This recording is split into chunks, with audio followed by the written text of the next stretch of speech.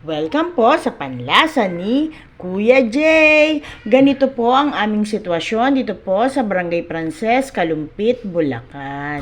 Buhat po ng July, hindi na po nawala ang tubig dito po sa aming daanan.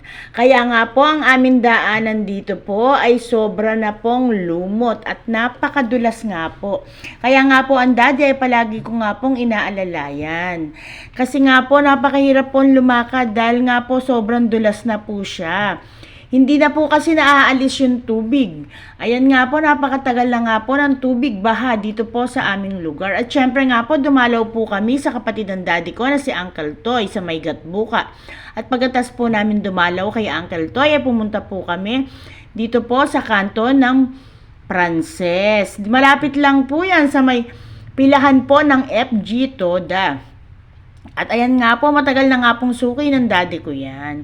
Ganyan nga pong style ang kanyang pong paggugupit.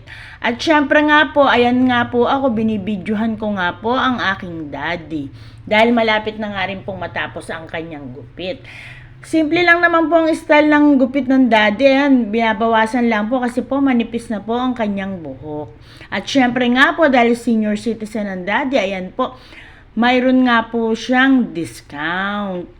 Ayan nga po, nagbabayad na ang daddy. At syempre nga po, ipakita ko nga din daw po ang kanyang gupit. Ayan nga po ang kanyang manggugupit. At pagkatas nga po namin magpagupit, ay gusto daw ng daddy na bumili kami ng tinapa.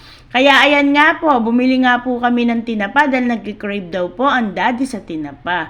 At dito lang po yan, maraming pong salamat sa inyong panonood. Panlasa ni Kuya Jay!